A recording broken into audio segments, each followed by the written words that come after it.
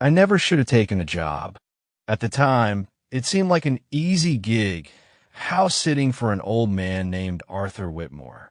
He was a retired antique collector, supposedly wealthy but reclusive, and needed someone to watch his home while he traveled abroad. He didn't want just any house sitter, though. His email had been strangely specific. Do not move or tamper with any artifacts. Do not invite anyone over. Ensure the house remains undisturbed. He was offering far too much money for what was basically 3 weeks of living in a big, historic house. That should have been my first red flag. But I was broke between jobs and needed the cash.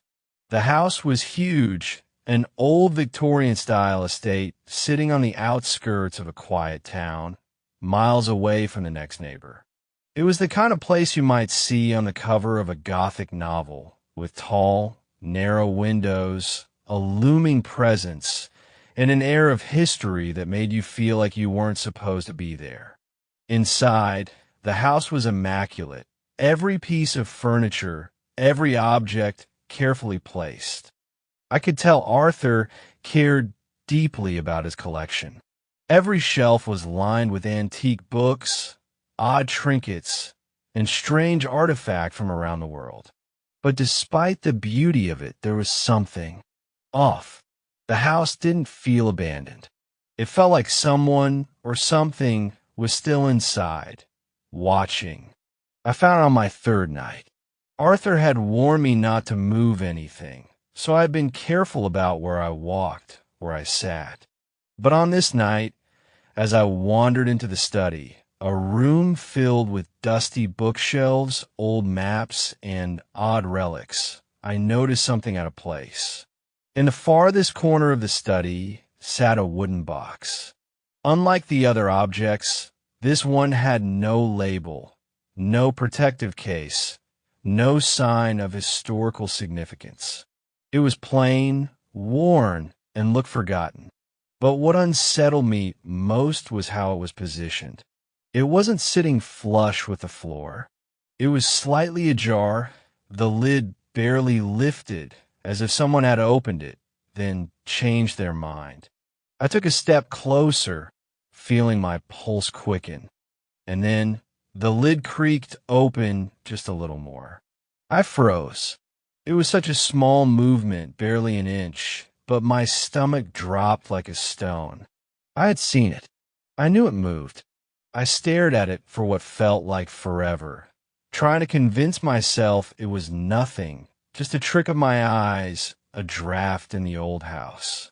But I knew better, and as I backed away, a thought crept into my mind that refused to leave. The box had moved because it had noticed me. I barely slept that night. The house felt different. The air was too thick, the silence too heavy, like the house was holding its breath. I kept telling myself I was overreacting, that I had let an old wooden box get under my skin. Then, at 3:12 a.m., I woke up to a sound. Creak. My heart stopped. The noise had come from down the hall, from a study, from a box. I held my breath, waiting. Silence. Then a soft rustling, like something moving inside. Every instinct screamed at me to stay in bed. I gripped the covers, my hands ice cold. Maybe it was just the house settling, an old floorboard shifting. Then I heard again, creak. My stomach turned to ice. It was opening further. And then the footsteps. Not loud, not heavy, but slow, deliberate, moving across the wooden floor of the study. Step, step, step, coming closer. I sat up, every nerve in my body on fire. My bedroom door was closed. I had made sure of it. But I could feel something on the other side, waiting. And then the doorknob turned. I didn't move. I didn't breathe. The knob twisted, but the door remained shut. For several agonizing seconds, nothing happened. Then a slow exhale just on the other side of the door. Someone was standing there, listening, waiting for me to move. The air in my lungs felt like ice. And then silence. The knob let go, and the presence outside my door faded. But I knew it was still in the house. I lay awake the rest of the night, staring at the door, afraid to close my eyes. By morning, I had convinced myself it was all in my head. I was tired, the house was old, and my mind was playing tricks on me. But as I made my way toward the study, a gnawing dread crept up my spine. I had to check. The moment I stepped inside, my stomach dropped. The box was wide open. The inside was empty. Something had been in there, and now it was somewhere else. The room felt wrong. The air was thicker, as if something unseen had shifted. And then I noticed it. On the wooden floor, leading away from the box, footprints. Small, smudged like something had crawled out. I turned and ran. That evening, I checked my email. I had a new message from Arthur Whitmore. It was short. Do not open the box. No matter what you hear, do not go near it. If you already have, leave. Now, my heart pounded, because I had already touched it. I had already seen what was inside, and whatever had been in that box. It was no longer trapped, and it was still in the house with me. Arthur's email sat open on my screen, my hands shaking as I reread it. Do not open the box. No matter what you hear, do not go near it. If you already have, leave. Now, I could hear my own breath, too fast, too shallow, too late. I had already been near it. I had already heard it move. I had already seen the footprints. I felt the walls pressing in, the weight of something unseen watching me. The air inside the house was thick with a presence that hadn't been there before. I should have left right then. I should have grabbed my things and run. But instead I stayed, and I paid for it. I kept to my room that night, refusing to walk past the study. My laptop was still open on the bed, Arthur's warning glaring at me. I told myself I would leave in the morning. Just a few more hours. But the house had other plans. At 3:12 a.m., I woke up to a noise. Not a creak this time. Not footsteps. Breathing. Slow, steady breaths coming from inside the room. I couldn't move. My body locked in place, every nerve frozen in terror. I wasn't alone. I could hear it. Breathing. And then a whisper right beside my ear. It's open now. I screamed, kicking back against the headboard. Reaching for the lamp, the room was empty. But the door was wide open. And in the hallway, just past the threshold, a shadow stood there. It wasn't mine. It was tall, impossibly thin, its edges flickering like a fire that had no light. It didn't move, but I could feel it looking at me, waiting. I slammed the door shut and locked it, but the whisper still echoed inside my head. It's open now. I didn't sleep. I sat in bed, knees to my chest, waiting for the sun to rise. Every now and then, I thought I heard something brushing against the door. Not knocking, not scratching, just pressing against it. I counted the minutes until morning. The moment the sky turned gray with dawn, I grabbed my bag and bolted for the door. I had my car keys. I had my wallet. I didn't care about anything else. I just wanted out. I threw the door open and stopped. The hallway was different, not in a way I could explain, but in a way I felt. The air was heavier. The walls looked farther apart, like the house had stretched overnight. And the study door was open, wide open, and the box was gone. I ran. I didn't care where I was going, just out. I practically threw myself into my car, turned the key, and sped down the empty road, my hands shaking on the wheel. It wasn't until I was miles away, parked outside a diner, that I checked my phone. I had 3 missed calls, all from Arthur Whitmore. My stomach twisted. He hadn't called me once since I started house sitting. Why now? Before I could think, my phone buzzed again. Arthur. I answered on the first ring. His voice was sharp, urgent. Tell me exactly what happened. I swallowed hard, my throat dry. The box. It opened. I didn't touch it, I swear, but you stayed. I felt my skin crawl. You should have left the moment it opened. I gripped the phone tighter. What was in it? Arthur didn't answer right away, but when he finally spoke, his voice was quieter. I don't know. A sick feeling settled in my stomach. He continued, his tone grim.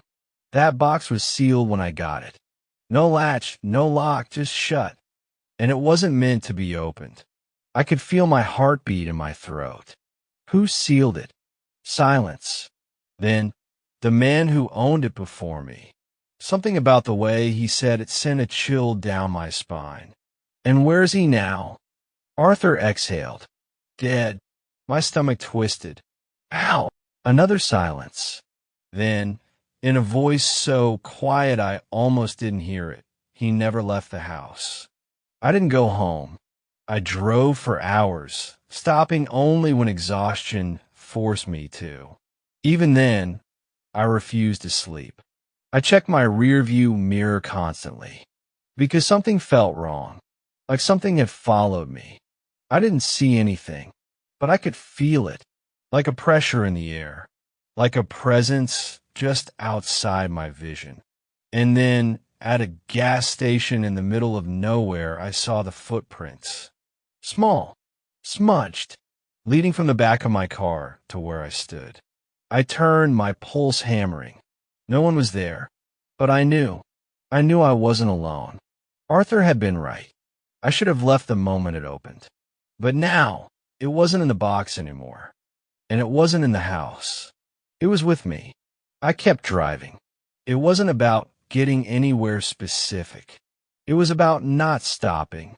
Every time I stopped, I felt it.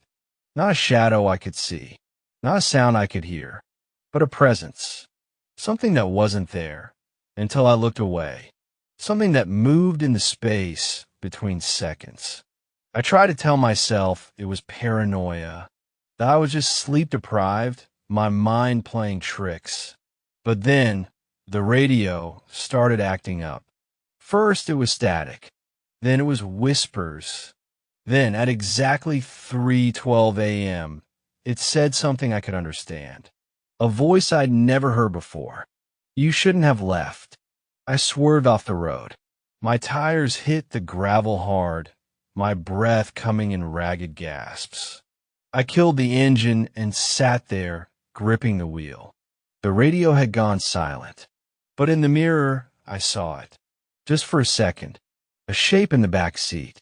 Thin, flickering, watching me, then gone. I didn't check.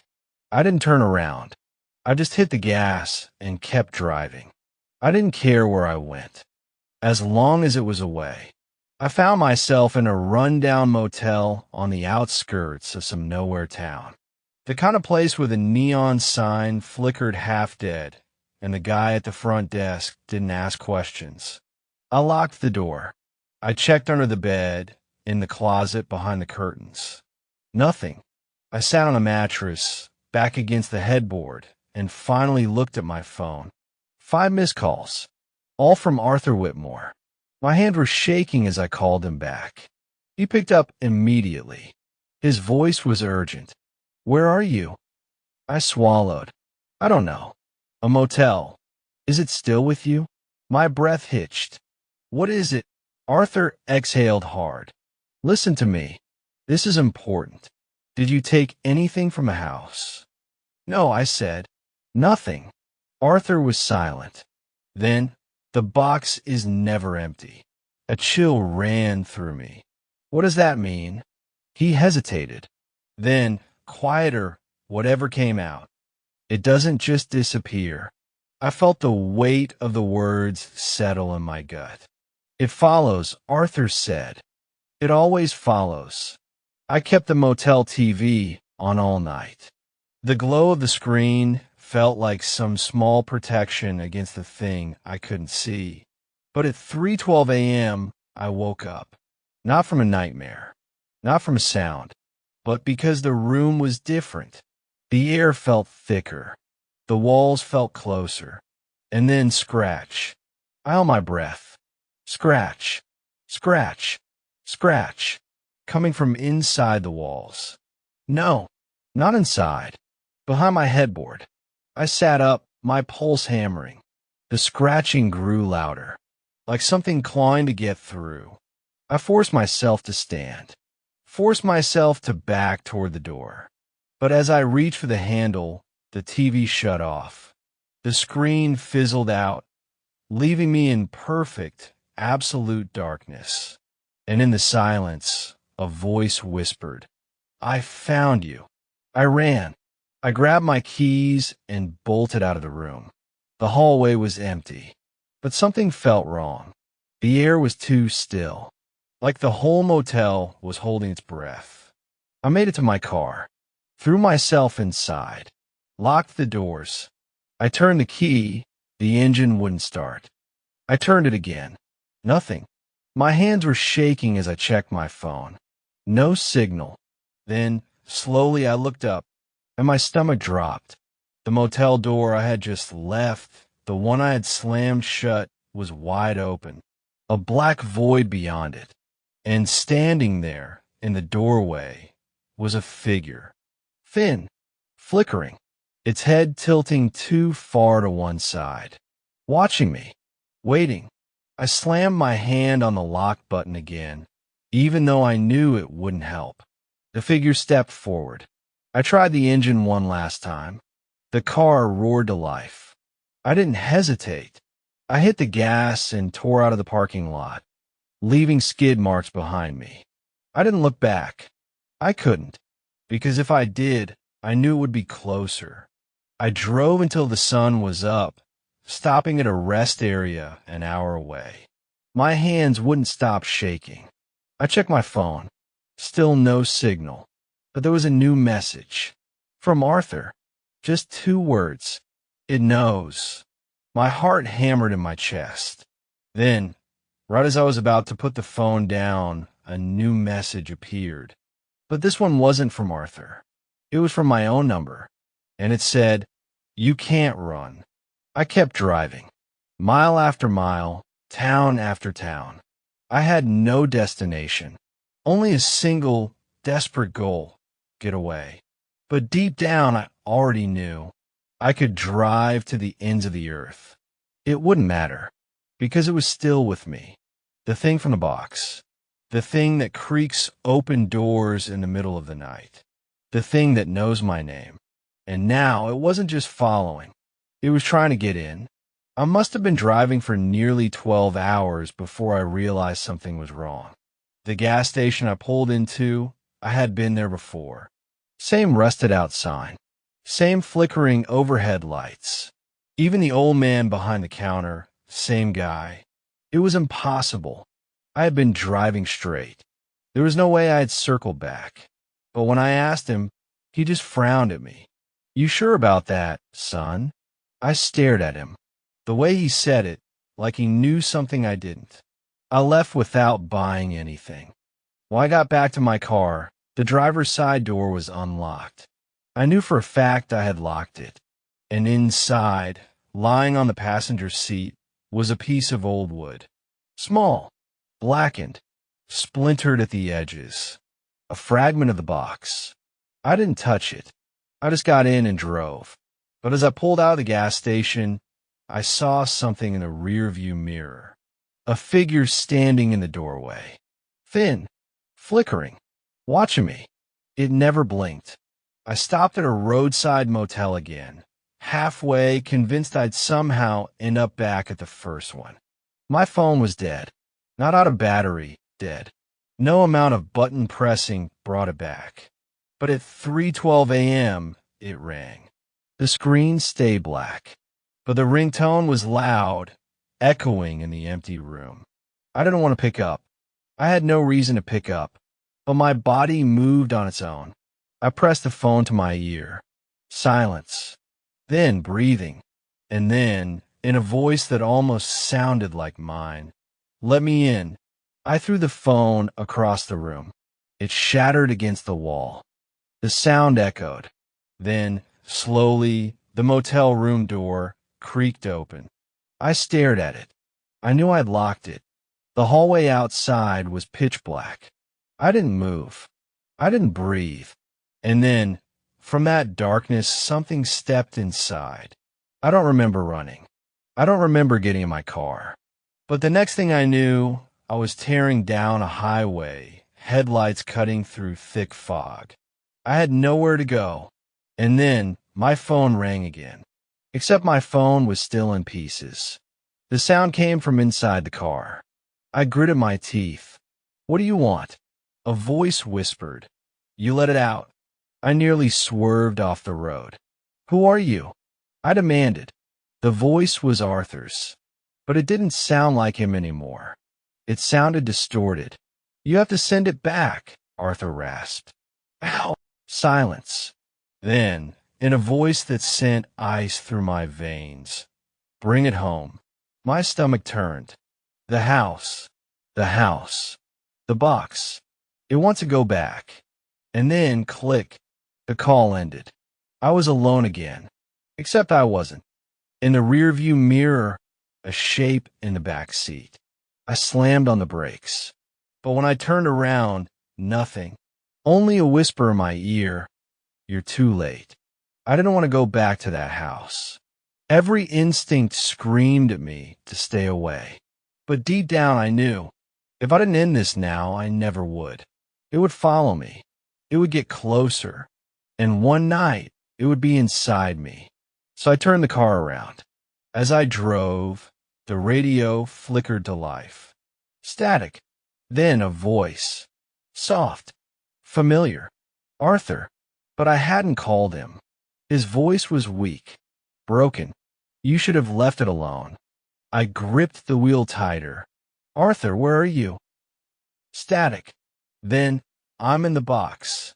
The line went dead. And as I looked ahead, headlights cutting through the darkness, I saw it. The house. Waiting for me. And, standing at the front door, the thing that had been following me. Grinning. Its head tilted too far to one side. And behind it, in the shadows, the box. Waiting to creak open. I sat in the car, staring at the house. The thing at the door was still watching. Waiting. It stood in the same hunched position, its head cocked at an unnatural angle. I could feel its gaze through the windshield. And behind it, just barely visible in the dark, was the box. Sitting where I had first found it. It was open. I didn't remember opening it. But the lid was cracked, just wide enough for something to slip out. I clenched my fists. I couldn't drive away. Not anymore. I knew that. If I didn't end this, it wouldn't stop. It would follow me. It would never stop. So I opened the car door, and I stepped out. The night was still. Too still. No wind. No crickets. No sound except for the creak of the porch beneath my feet. The closer I got, the more I realized the thing at the door wasn't breathing. It just stood there, motionless, a shape, a mockery of something once human. And its mouth, it was smiling now, lips pulled back, exposing teeth too sharp, too white. I hesitated at the threshold. Then I stepped inside. The thing let me pass. Like it was expecting me. The house was colder than I remembered. Dust clung to the air. The floor groaned beneath my steps, but my ears were focused on only one sound. The one sound I couldn't escape since I opened that damn box. Creak. I followed it. Deeper into the house. Through the hallways. Past the rooms where I had once been foolish enough to think I was alone. Until I reached the basement door. It was wide open, and at the bottom of the stairs, the box. I didn't want to go down there, but my feet moved anyway, like something was pulling me. Every step creaked, and as I descended, the shadows shifted. They weren't still anymore. They were moving, like something was slithering beneath them. I reached the bottom. The air smelled wrong. Rotting wood, earth, something else, something that smelled like damp breath. The box was waiting for me, but it wasn't empty anymore. It was full. A hand slithered over the edge of the box.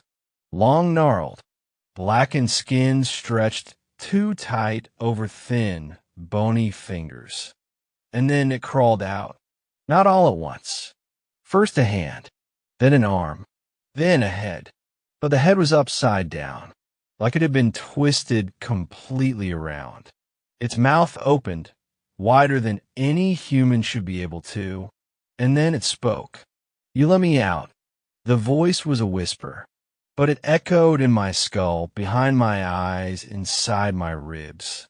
I couldn't breathe. I couldn't move. Then it lunged. I don't remember fighting it. I don't remember running.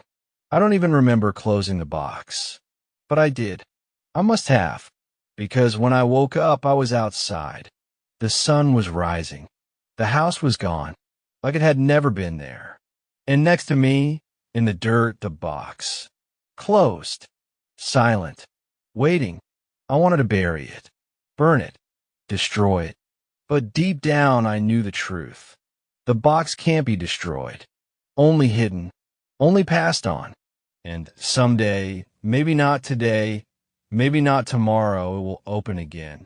And when it does, someone else will hear it. That slow, horrible creaking sound. And they'll think, for just a moment, that it was only the wind. They'll be wrong. They'll always be wrong. Because once you hear it, it never stops. Creak,